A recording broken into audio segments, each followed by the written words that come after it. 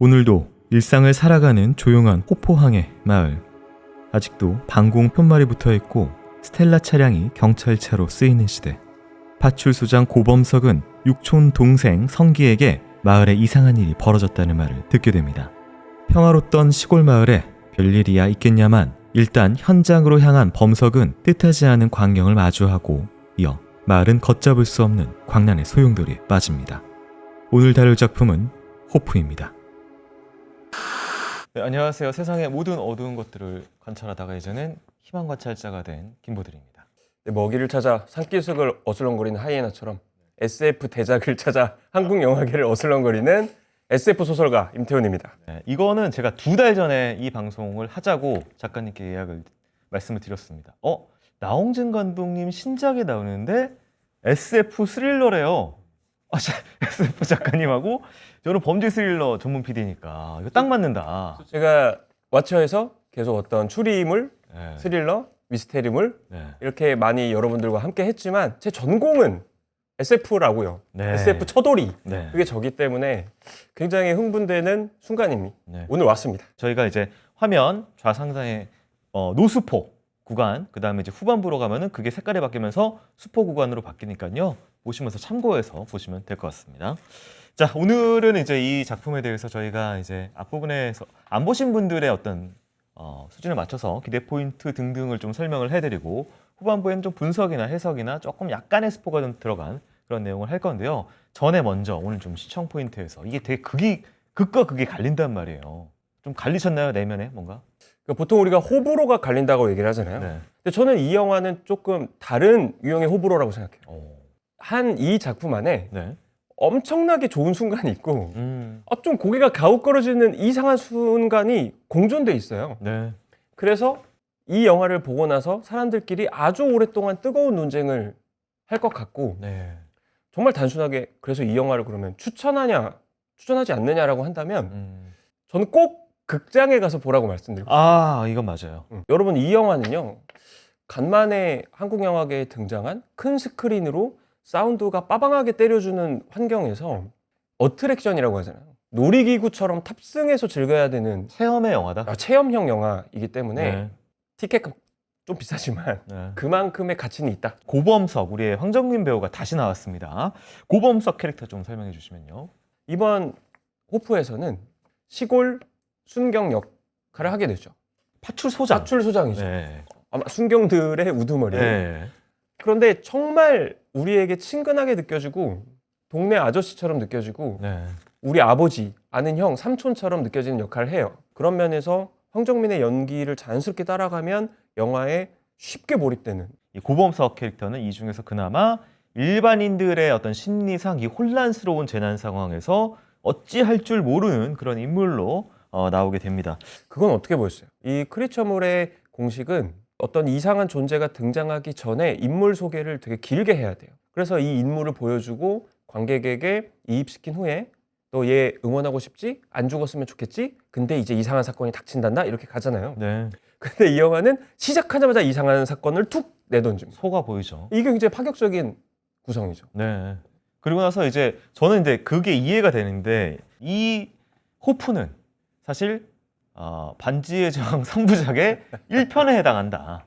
이게 사실은 이 호프라는 게 하나의 전체 영화가 이 인물들과 상황에 대한 설명이었다라고 저는 좀 보기 때문에 사실 이제 본격적인 캐릭터의 변화는 이제 마지막에 이제 우리 황정민 배우가 이 대사를 노스포 구간 아니에요? 노스포요. 이건 괜찮을 것 같아요. 내 마음이 이상해. 이런 대사를 하거든요. 변화가 시작된다라는 거잖아요. 이 변화가 시작되면서 사실 원래 드라마가 이제 영화가 펼쳐지게 되는데 이제부터 이제 2편부터 펼쳐질 것이다. 그런 생각이 들었다. 네. 그리고 이제 고범석 캐릭터는 마을 경찰인데 이 시대의 배경이 70년대에서 80년대 정도로 보이는 그 정도로 톤 앤 매너가 맞춰져 있죠. 네, 뭐 방공, 멸공 뭐 이러면서 스텔라 차 몰고 다니고. 근데 이제 이 파출소장임에도 불구하고 이 고범석 캐릭터는 이 사람들에게 어떤 믿음, 여기서 중요한 믿음을 주지를 못해요.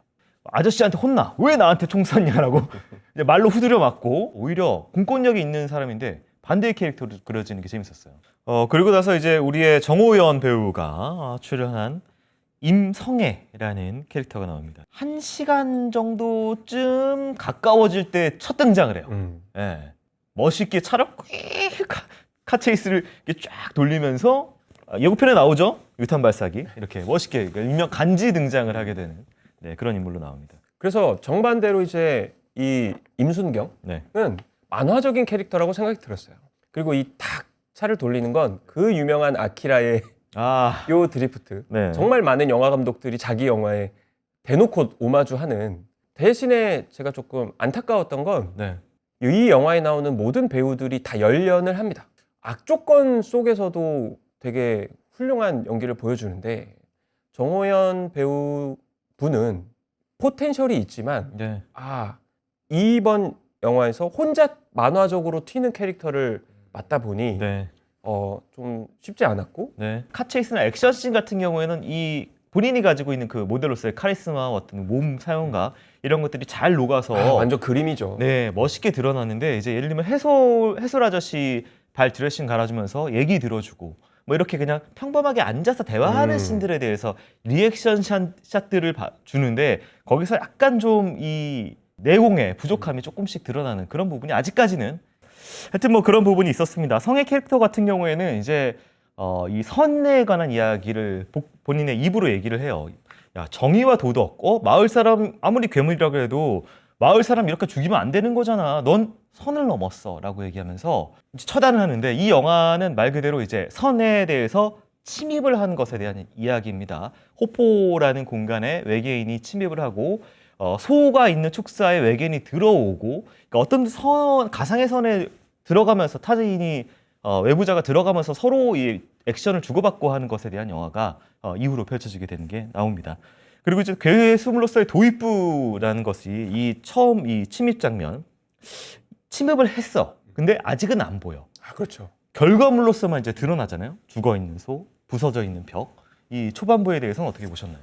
저는 너무 감탄하면서 봤습니다. 네. 그래서 사실 이 영화 굉장히 러닝타임이 길잖아요. 네. 그런데 많은 분들이 이 영화를 좋아하든 싫어하든 시간이 정말 금방 가더라라고 얘기했어요. 맞아요. 근데 그 절대 지분을 차지하는 게 초반 1시간에 정말 빠져들어서 제가 영화관에 리클라이너석에서 봤거든요. 다들 이렇게 누워서 봐요. 근데 한 초반 시작하고 10분 만에 리클라이너를 끄고 이렇게 봤습니다.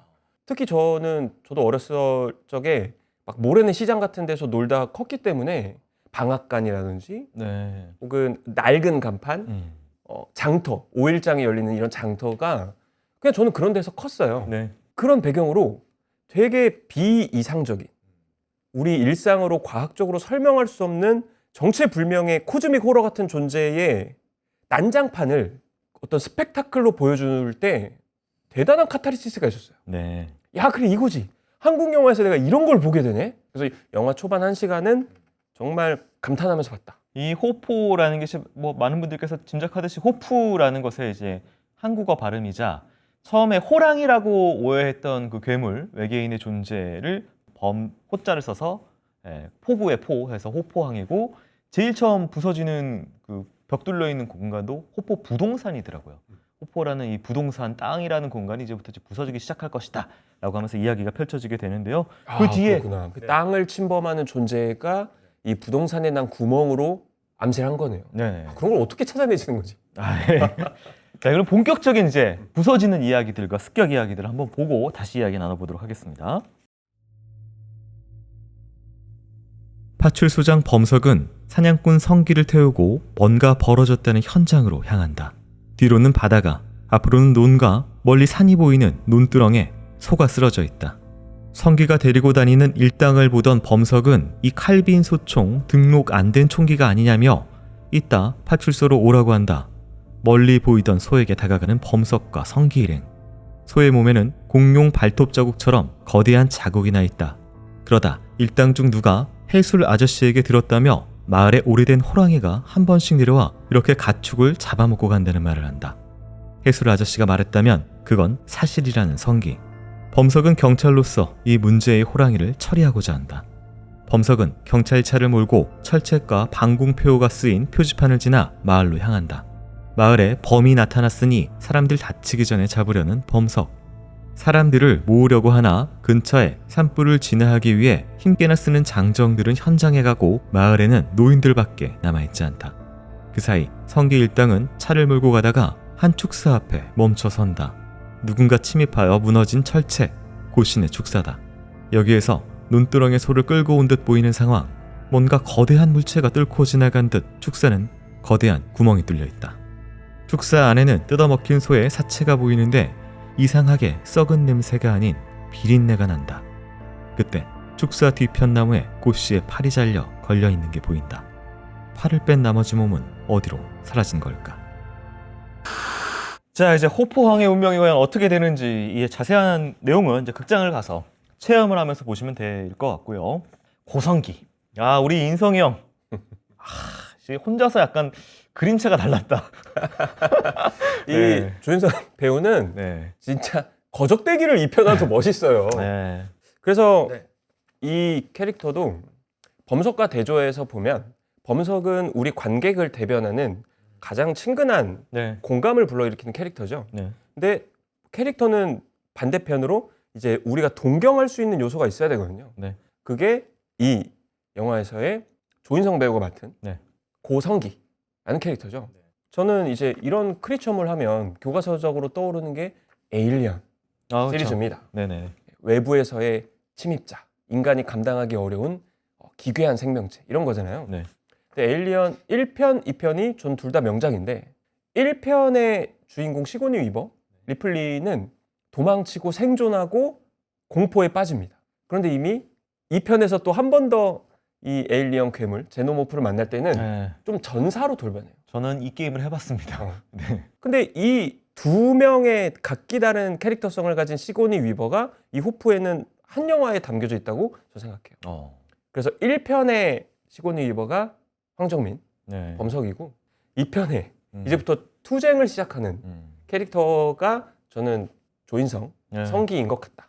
이렇게 봤어요. 네. 그리고 이게 성기 파트는 이게 저희가 지금 앞서서 줄거리 이야기한 부분까지는 많이 안 나오고 사실 영화의 후반부에 이제 숲으로 본격적으로 좀 넘어가게 되는 장면이 나오는데 숲 장면에서 사실은 이제 시각적으로 가장 눈에 띄는 것들은 로우 앵글이었어요. 저는 이제 높은 나무로 하늘이 다 가려져 있고 숲 속에 진짜 말 그대로 좀 갇힌 듯한 느낌의 이 성기 일행을 많이 보여주게 되는데 사실 영화사에서 이 로우 앵글이 가장 일찍 그리고 가장 유명하게 쓰인 작품은 그 전설의 영화 항상 위대한 영화 1위로 계속 뽑히고 있는 시민 케인이라는 영화가 있습니다. 그 영화를 보면 이제 어쨌든 케인이라는 인물이 욕망을 가지고 막 어떻게 나아가는 질주하는 그러다 결국은 어떤 한계에 부딪히는 이야기인데 케인은 굉장히 로우 앵글로 이렇게 바닥을 뚫고 카메라를 밑에 해서 로우 앵글로 많이 잡아요. 그러면 이제 뭐가 보이냐면은 천장이 항상 그 인간 뒤에 보입니다. 그 인간을 누르고 있는 어떤 그런 운명적인 존재, 하늘 같은 것들을 같이 보여주거든요.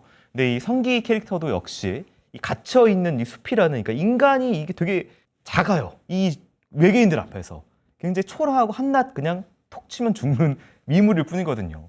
그런 것들을 좀 상징적으로, 앵글적으로 좀 보여주지 않았나 싶은 생각이 들었어요. 이야기가 나왔으니까 홍경표 촬영 감독님이 딱 크레딧에 나오는 순간 좀 기대감이 천장을 뚫고, 그러니까 그냥 월드 클래스인 것 같아요. 월클이죠 이제. 그래서 정말 이 다양한 장면에서 뭐 불안감을 주려고 할 때는 살짝 앵글을 기울여서 또 어느 부분을 가리고 어느 부분을 보여줄 건지, 물론 당연히 거기에 감독의 역량도 있었겠지만 네네. 촬영 감독의 역량을 믿기 때문에 그런 어려운 과제를 던지는 거거든요.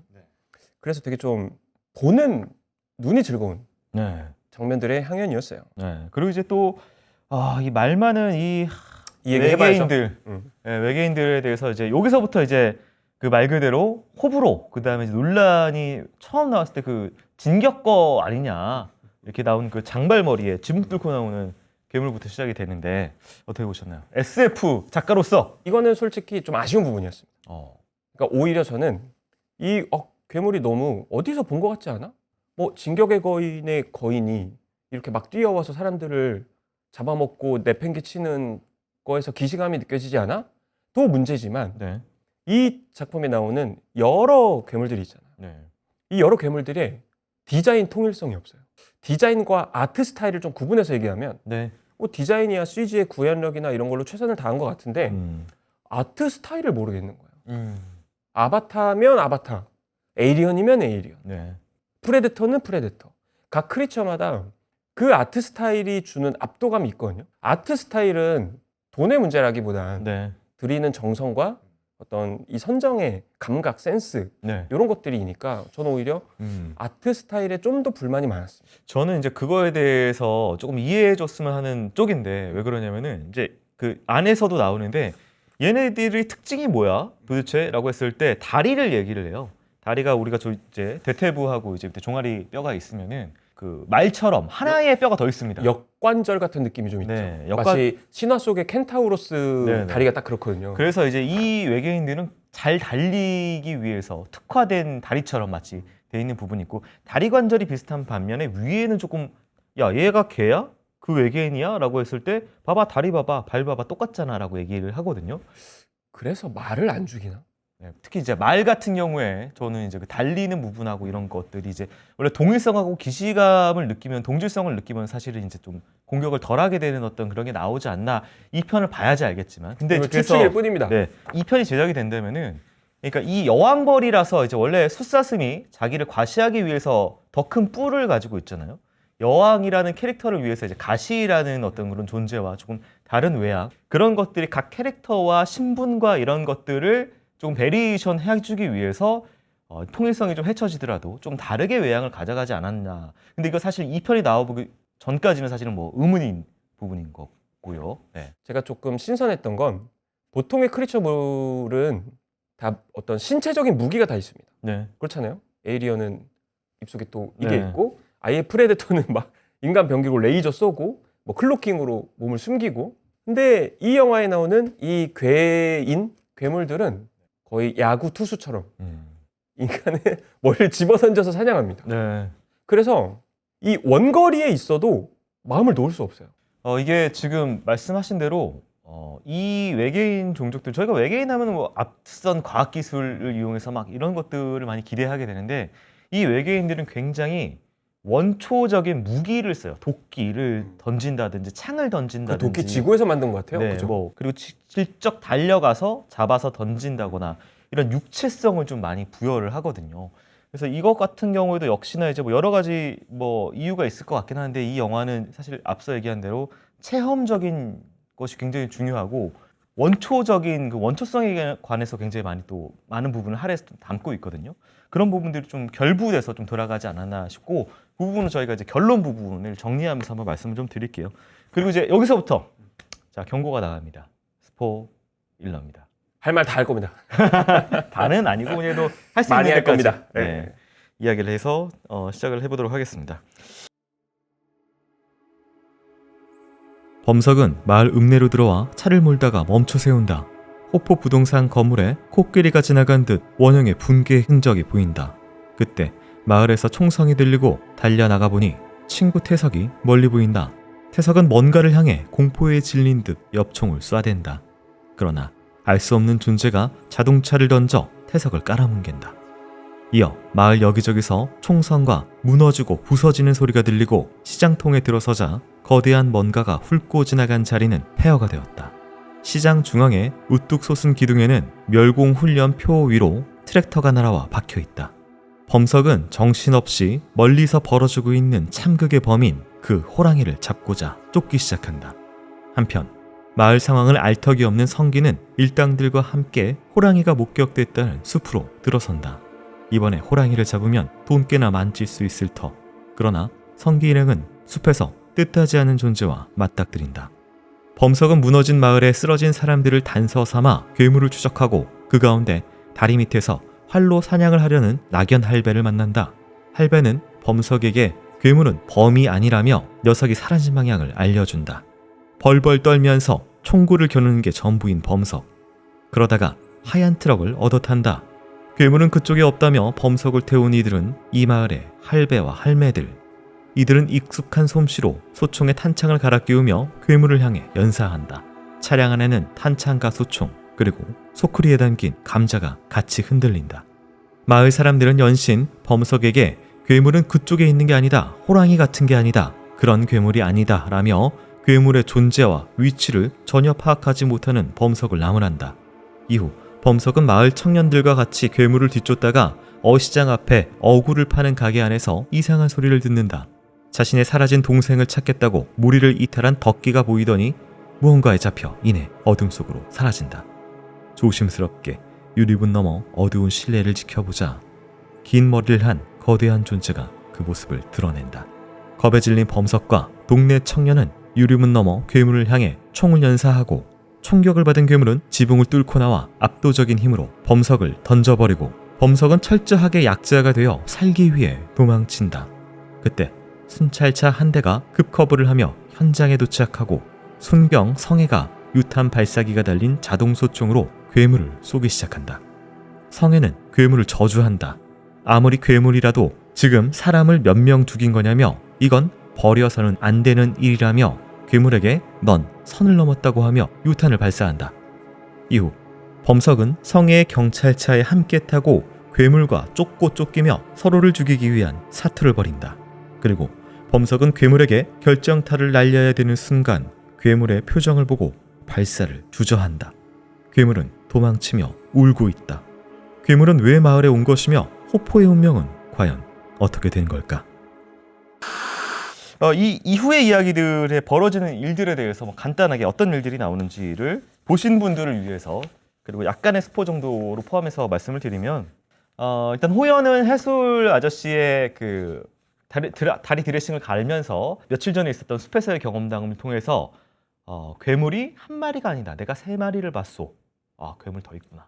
라는 걸 깨닫게 되고 와, 한 마리도 지금 이 다 마을이 쑥대밭 됐는데 도대체 우리 다 죽어요. 이렇게 되는 상황이고요. 저는 네. 이면식 배우를 되게 좋아해요. 아, 예. 그래서 대한민국의 드라마 업계에서 되게 친근한 감초 역할을 많이 하셨잖아요. 네. 그리고 항상 오 임자 그러지 말게 이런 느낌이잖아요. 네. 근데 딱 그런 캐릭터로 나오는데 똑같은 카타르시스가 네. 이 어떤 괴 현상의 최초 목격자로서 네. 우리가 어떤 이 헐리우드 블록버스터에서 봤던 최초 목격자를 과연 그렇다면 한국으로 가져왔을 때는 누가 맡을 것이냐의 고민이 있었을 것 같아요. 네. 근데 저는 정말 기가 막힌 캐스팅이었다.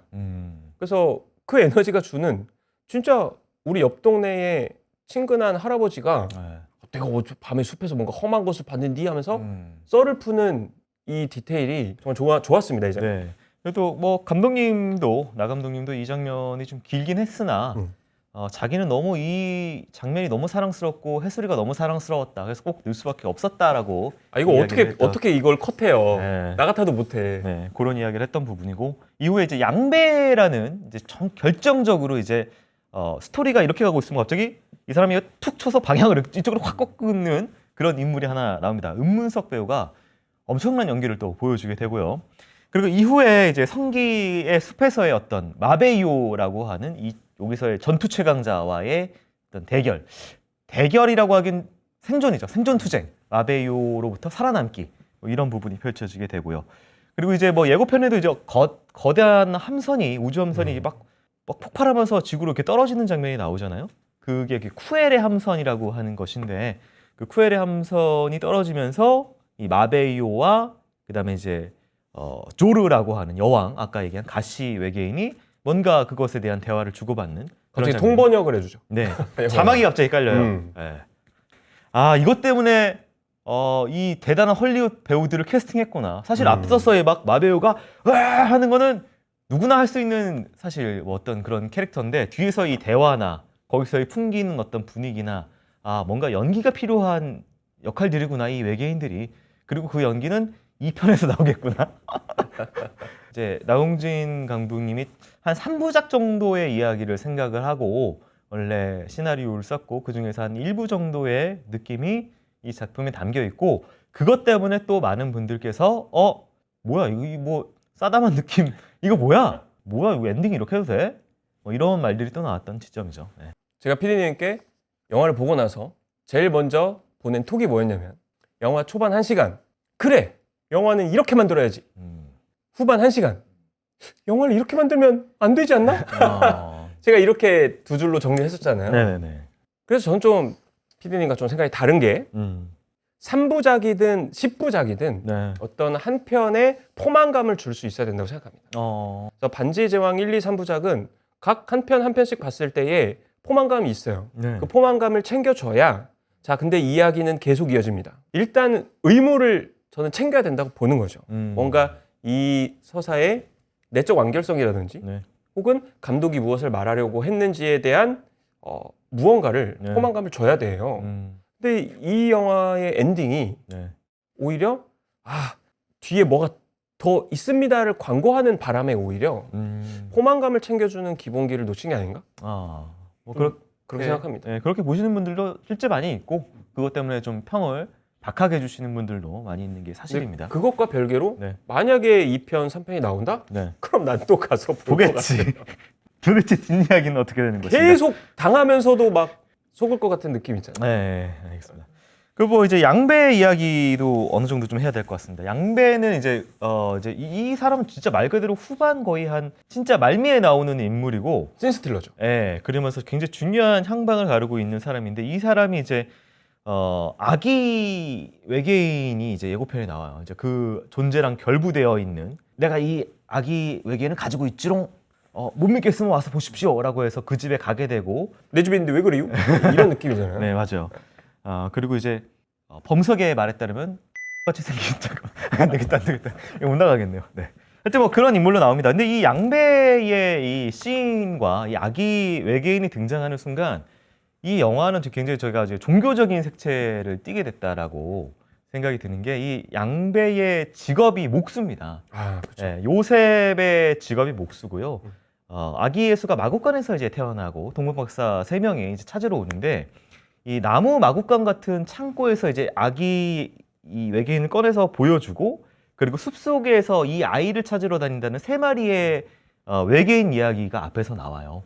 그리고 이제 마지막에 결정적으로 이제 다이얼로그로 이제 조루와 마베요가 대화를 받는 그 믿음과 보이지 않는 희망에 관한 이야기들이 합쳐지면서 어떤 성경적인 테마가 나오고 그리고 이제 어떤 이 심장을 통해서 부활시킨다. 예수의 부활처럼 부활시킨다라는 것이 어떤 시그널로서 나오면서 궁금하면 2편을 봐라라고 다시 한번. 그래서 이게 나홍재 감독이 전작에서도 네. 이 기독교의 상징과 코드들을 막 가져와가지고 재미난 장치들로 쓰잖아요. 네네네. 그래서 목수의 의미심장한 의미를 느꼈지만 네. 뭐 그렇게 동방박사 3인방은 연결을 못했는데 네.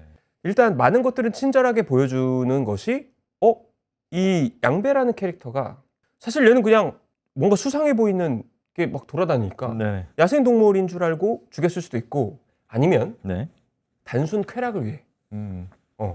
죽여왔을 수도 있죠. 뭐 그 힌트는 이 양배의 집에 들어가는 마당부터 놓여 있는 비키니가 입혀져 있는 마네킹들이라든지 괴상한 그런 느낌을 좀 통해서 느낄 수 있죠. 그러니까 네. 이 곡성에서도 그런 걸 느낄 수 있지만 네.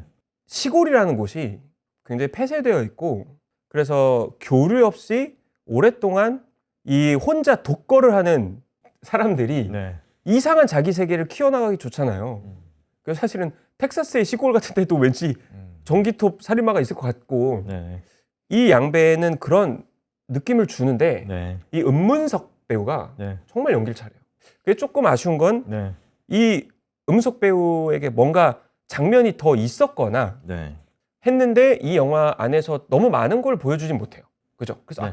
계속 궁금증과 뭔가 비밀을 간직할 것 같은. 네. 왜 그러냐 뭐 많은 단서가 있어요. 서울 사람들이 그러는데 이거 80만 원 받을 거래요. 뭐 이런 얘기를 하는데 서울 사람은 누구냐? 뭐 등등 2편을 보면 알 수 있는 정보들이 많이 들어가 있는 것이죠. 하여튼 뭐 이제 이건 계속해서 이 관점의 차이인 것 같아요. 2부까지 포함해서 이 작품을 일부러 보는 사람들의 입장에서는 이제 이 캐릭터 설명과 떡밥이 충분히 뿌려졌다라고 생각이 들고 완결이 어쨌든 이 옴니버스 한 편 안에서는 돼야 된다고 생각하는 사람 입장에서는 던져만 놓고 그냥 넘어가 없다라고 느낄 수도 있는. 또 한 가지는 이제 이 작품의 뭐 여러 가지 또 이후에 분석해 볼 만한 것들이 있는데 저는 이제 뭐 가장 먼저 그 얘기하고 싶은 거는 광각 렌즈에 대해서 좀 이야기를 하고 싶어요. 이제 광각 렌즈는 이제 아시는 분들은 알겠지만 이게 심하면 이제 어안 렌즈라 그래서 이렇게 둥글게 보이는 것이고요. 각을 넓게 보이게 해주는 그런 특징이 있어요. 대신에 이 렌즈는 거리감도 늘려서 이렇게 밀어요, 상대를. 실제보다 더 멀리 보이게 합니다. 근데 이 영화에 시작하자마자 여러분들이 느끼셨을지 모르지만 황정민 배우가 등장하면 이 광각 렌즈 앞에 본인이 서요. 관광 렌즈의 특징 중에 또 하나는 이게 약간 어안 렌즈처럼 일그러지는 왜곡 효과가 있어서 인물을 좀 기이하게 보이게 만드는, 이렇게 편하지 않게 보이게 만드는 불안함을 느끼게 하죠. 네, 그런 효과도 있어요. 그래서 이 초반에 1시간 가량은 우리가 범석의 뒤를 쫓아서 이 사건을 안에 들어가게 되는데, 범석은 앞서서 말씀드린 대로 감을 못 잡아요.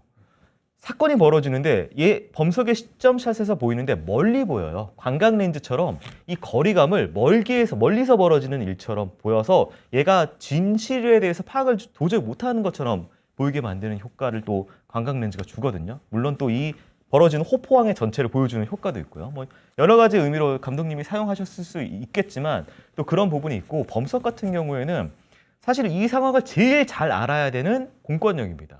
근데 이 당시에 그 표어 붙어 있는 것처럼 멸공, 적이 누군디, 뿔난 공산당 아니요 라고 했지만, 철책, 마치 네. 러시아에서 호랑이가 넘어올 수 있을 것 같은 느낌. 호랑이 아니요, 호환 아니요, 뿔난 공산당 아니요 라고 했지만 실제 적의 진실은 전혀 나라와 공권력이 지칭하는 그 방향과 다른 적들이 오고, 막상 전혀 다른 적들이 오니까 아무런 대처도 하지 못하고 인간은 바스라지면서 이제 사라지는 그런 힘없는 모습들을 좀 보여주거든요. 그런 것들이 좀 전반적으로 깔려 있어서 그런 게 좀 굉장히 좀 재밌더라고요. 그래서 저는 등장인물들의 이름을 왜 이렇게 지었을까를 추측해 보면서 놀이를 혼자 하거든요. 네. 그래서 범석이는 왜 범석일까? 네. 저는 평범한 돌멩이에서 나왔다고 생각해요. 평범한 우리 같은 민중, 그리고 돌멩이는 어디에서나 보이죠.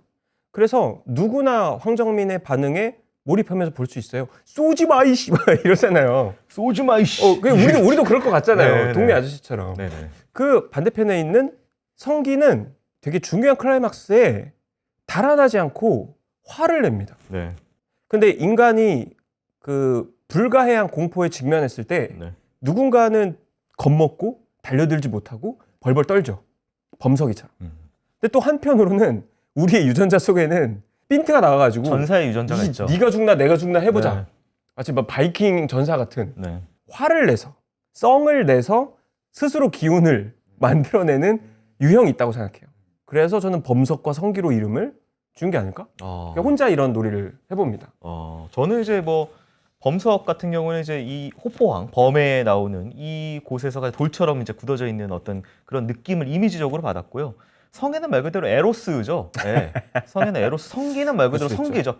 페니스죠. 그렇게 직관적일까? 네. 그러니까 저는 약간 좀 그런 식으로 좀 받아들였어요. 왜냐면 이게 굉장히 원초성이 들어가 있는 영화라고 생각을 했던 게, 여기는 이제 말 그대로 먹고 싸고 이런 것들이 가감없이 그대로 다 드러납니다. 이제 이 사람들이 트럭 위에서 막 소총을 쏠 때도 그 위에는 이 마을에 감자가 같이 먹고 사는 짐이 들어있고, 숲속에서 얘네들이 추적을 하는 경우에도 얘네들은 먹어야 돼요. 왜냐면 먹고 사는 동물이 우리가 짐승이 한 마리니까 그것도 어떻게 먹냐면은 이렇게 손으로 집어서 손으로 다 주먹밥을 먹고 네. 반대편으로 네. 알타리라고 하죠. 알타리를 손가락으로 집어서 이렇게 짐승처럼 먹는 모습이 나오고, 우리 해수리 아저씨도 외계인은 어떻게 봤습니까? 설사 싸다가 왔어요. 네. 먹고 싸고 우리는 거의 짐승 같은 그런 부분들의 원초성들이 계속해서 나오게 되고, 우리 인간의 원초성, 그 다음에 이제 또 앞서서의 육체로 덤벼드는 이 외계인의 그 원초성, 이런 것들이 좀 맞붙는 장면들이 좀 나와서 그런 것들을 좀 감독님이 좀 포커스를 주지 않았나 싶은 그런 생각이 들고, 또 한 가지는 이제 냄새가 그래서 나와요. 냄새가 굉장히 중요하거든요. 이게 정말 신기한 게 네. 제가 4DX로 본 게 아닌데 네. 스크린에서 냄새가 날 것 같아요. 네. 그래서 예를 들면 먹는 장면도 그랬지만 사체를 토보로 해부하는 그 장면 있잖아요. 네. 저는 그 장면 때문에라도 이거 19금으로 해야 되는 거 아닌가 생각이 들 만큼 임팩트가 셌어요. 네. 진짜 피 비린내가 날 것 같았어. 항상 이 외계인들을 있던 공간에 가면은 짐승이 죽어 있더라도 짐승 썩은 내가 아니라 비린내가 난다라고 얘기를 해요. 이 외계인들의 특징은 피의 점도도 그렇지만 비린내, 인간의 느낌으론 비린내가 납니다. 그리고 이 작품에서 냄새 관련된 이야기들이 많이 나와요. 덕기를 가져가려고 잡았을 때 이 새끼 무슨 냄새야? 돼지 축사하잖아요. 이렇게 냄새에 관련된 이야기를 또 나오고, 그리고 해설이 아저씨도 그 똥 냄새를 막기 위해서 손가락으로 막으면서 그러니까 이 서로에 대한 냄새가 이제 우리가 사실 이제 이 선에 관한 침입에 관한 이야기를 많이 했잖아요. 가장 유명한 작품이 기생충이죠. 네. 가장 선을 쉽게 넘는 건 냄새고요. 그리고 타자의 냄새는 혐오를 먼저 불러일으키고 적대감을 먼저 일으키는 게 가장 큰 게 냄새거든요. 침입해 들어오는 가장 큰 것에 대해서 그 냄새라는 키워드로 또 가져온 부분이 또 재미있었던 부분인 것 같고요. 그래서 네. 의외로 이 영화가 장르의 클리셰를 되게 많이 깨부수지만 네. 또 반대로 얘기하면 크리처물에 꼭 있어야 할 것들은 또 다 가져와서 자기식대로 많이 버무렸어요. 네. 예를 들면 에이리언의 이 페이스 허거를 딱 해부하는 장면이 진짜 명장면 압권이잖아요.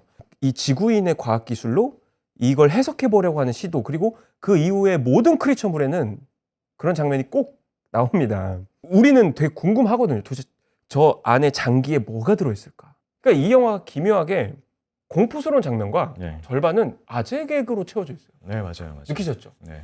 그 짜증나는데 내가 아재라서 웃길 때가 있어. 네네네. 그렇지 않나요? 그 톱으로 썰 때 얼굴에 막 피 쫙 튈 때 그 너무 무서우면서 웃긴 장면이잖아요. 이 완급 조절 요거 잘못하면 네. 그거 진짜 칠광고 되는 거예요. 음. 저는 여기에서는 좀 분하지만 네. 꽤 많이 웃었어요. 아. 자, 그래서 이제 저희가 마무리를 하면서 주제부하고 이 호프에 대해서 이야기를 하면서 끝내야 될 것 같은데, 저는 이제 이 정리를 하는 것은 이게 삐처리를 일단 처음에는 그냥 할게요. 이라고 생각을 합니다. 제가 이제 학 개론이라고 좀 정리를 하고 싶은 부분이 있어요. 앞으로 이제 CB라고 할게요. 이 영화에선 정말 많은 이 CB가 나오는데, 누가 세봤대요. 근데 그게 정확할지 모르겠지만 157번이라고 하더라고요. 네. 시나리오를 라옹진 감독님이 쓰기 때문에 이제 이것을 어떻게 표현할 것인가, 그걸 쓴 거죠. CB라고. 여기도 CB라고 쓰고 여기도 CB라고 쓰고. 그건 의도가 있다라는 것이고요. 왜 그렇다면 이게 그렇게 욕이 많이 나오는 영화냐라고 했을 때, CB는 가장 원초적으로 나오는 반응이라고 봐요. 그러니까 이 언어 이전에 원초적으로 나오는 반응이거든요. 라옹진 감독님이 이 작품의 기획 의도를 쓰실 때 이런 부분이 있었대요. 인간은 어떤 예상치 못한 상황에 대해서 맞닥뜨렸을 때 그 재난이 크질 않기를 희망하지만 막상 본인이 그게 그 정도의 것이 아님을 뒤늦게 깨달을 때는 이미 좆된 거다라고 기획 의도에 본인이 쓰셨대요. 준비되지 않은 가짜의 적인 멸공으로 이상한 적을 상상하고 준비했던 사람들이 진짜 적을 맞닥뜨렸을 때 그 원초적인 체험에 관련된 이야기거든요. 근데 보면 네. 나온진 감독은 계속 그런 이야기를 해왔어요. 네네. 이 추격자에서는 그냥 경찰들이 하던 대로 수사를 하다가 예측을 벗어나는 사이코패스 살인마 지영민을 만나게 되고, 네네. 그다음 황해에서는 우리는 그냥 한국의 범죄자만 생각했는데 연변의 살인청법자 명가가 나와서 거지가 나오죠. 네. 깨트려버리고, 곡성도 이 외지인이 들어와서 이 안에서 이 어떤 동네 순경이 해결할 수 없는 악마의 침입 이런 것들을 얘기하죠. 네네. 그래서 사실은 되쭉 이어져 오고 있는 거예요. 네. 근데 어쨌든 이 작품에서는 그런 본인의 정서상 무의식적으로 깔려있는 나홍진 감독님의 그런 것도 있겠지만 조금 이 체험을 좀 전달하고 싶었던 것 같아요. 그러니까 원초성적인 체험을 전달하고 싶었고, 나약한 인간의 단말마, 욕으로서의 시비든 공포로서의 시비든 그 반응으로서의 단말마가 담겨져 있는 것 같고, 연달아서 그렇다면 이 영화는 왜 이렇게 길어야 됐느냐. 프롤로그인데 2시간 반짜리 영화를 만들었거든요. 그럼에도 불구하고 이걸 왜 이렇게 길게 찍었느냐. 마지막 그 도로시는 왜 이렇게 길었고, 숲에서는 왜 이렇게 생존 투쟁은 길었고, 앞에서의 그 범석은 왜 이렇게 그걸 길게 보여줬느냐. 그건 걔네들이 그만큼 그 안에서 길게 체험했기 때문이에요. 인물들이. 그 체험을 고스란히 관객들에게 그 시간만큼 충분히 살 수 있을까? 못 살겠는데, 살 수 있을까? 못 살겠는데를 느끼게 그 시간만큼 전달하고 싶었지 않았을까? 저는 이 나홍진 감독님한테 항상 멱살 잡히는 느낌이 있어요. 네. 되게 강하게 딱 멱살을 초반부터 틀어지고 끌고 가는 유형입니다. 네. 근데 이전의 세 작품은 멱살을 끌고 가서 나를 결말에 툭 던져놓는데, 거기서 보여주는 풍경이 저는 항상 좀 압도됐었어요. 곡성이든 황해든 추격자든. 그래서 포만감이 있었습니다. 이번 호프도 되게 가장 길게 멱살 잡고 끌고 다니다가 툭 우리를 놔뒀는데, 처음으로 전 그 지점에서 좀 당황했어요. 포만감이 안 느껴져. 네. 이 편이 있을지도 모른다로 저는 포만감이 채워지지 않았어요. 네. 근데 그렇다고 이 영화를 본 걸 또 후회하느냐 하면, 이 멱살 잡혀 끌려다니는 과정이 또 너무 짜릿해 거예요. 네. 어트랙션처럼. 체험의 과정이니까요. 네. 호프라는 제목에 대해서 이제 정리를 하면서 좀 끝을 내야겠네요. 저는 판도라의 상자를 떠올렸어요. 판도라의 상자에서 가장 많이 마지막에 나온 게 아, 희망이잖아요. 그죠? 아, 그런데 열받아. 네. 희망인데 그래서 거꾸로 우리는 네. 아무리 좌절 있고 막 전염병 돌고 최악의 재난이 벌어져도 인간은 희망만큼은 붙잡고 있다라는 게 우리의 어떤 상식처럼 깔려 있다고 생각해요. 그런데 나홍재 감독은 진짜 좀 뒤틀린 사람이고 변태라는 것이 제목을 호프라고 딱 박아놓고 이 영화는 철저하게 이 희망을 빼앗는 구조라고 저는 생각해요. 네. 그래서 계속 절망이 일어나고 더 큰 적이 있고 클라이막스에서 갑자기 하늘에서 진짜 날벼락처럼 우리 같은 감도 안 오잖아요. 저걸 어떻게 해야 돼? 이제 어떻게 감당해야 돼? 나 살 수 있나? 그래서 절망의 극단치까지 던져놓고 이 희망을 싹 뺏어버리는 느낌이라고 생각해요. 네. 자, 그래서 네가 최후에 갖고 있는 그 희망마저 없을 때 뭘 할 거야? 가 이 영화의 엔딩에서 살아남은 인물들이 보이는 행동이라고 저는 생각했어요. 그게 감독이 보여주고 싶었던 것이라고 생각했어요. 네. 앞서서 뭐 저희가 뭐 종교 테마를 많이 얘기했지만 히브리서에도 희망은 이제 보이지 않는 것이 소망이다, 희망이다, 믿음이다라고 얘기를 했지만 안 보이기 때문에 그만큼 믿음과 소망은 계속 붙들고 있기 어렵기도 하고 안 보이기 때문에 있다고 믿고 또 소망할 수 있는 이중적인 부분이 좀 있는 것 같아요. 그런 부분에 있어서 마지막에 이제 인물들의 어떤 행동들을 통해서 그런 것들을 조금 던져준 것 같기도 하고요. 그리고 이제 저는 2편이 나오길 또 소망하는 바이고요.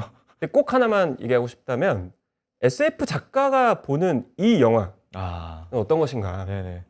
한국 영화엔 어떤 역사의 방점을 찍을 좋은 의미로든 나쁜 의미로든 찍을 작품이라고 생각합니다. 제 판단에는 우리는 본능적으로 이 이야기가 SF인데 SF 장르의 핵심 규칙을 안 지키고 있어요.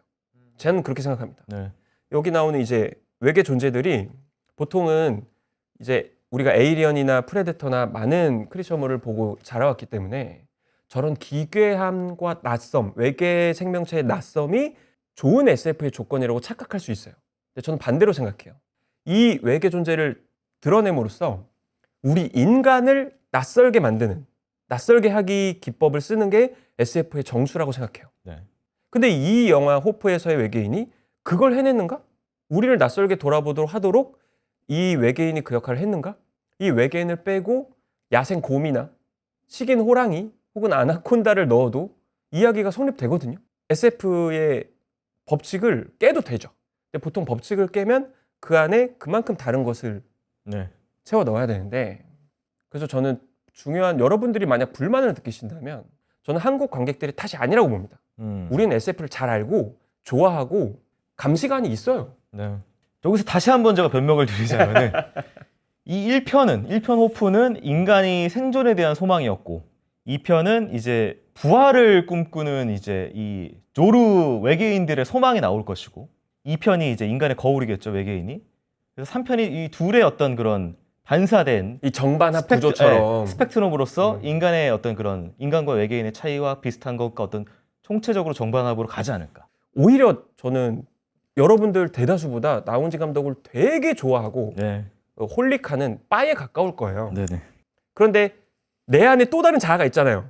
SF를 평생 써오고 만들어온 창작자로서 되게 좀 비겁한 게 곡성에서 호러를 이렇게 막 해체해가지고 확 할 때는 네.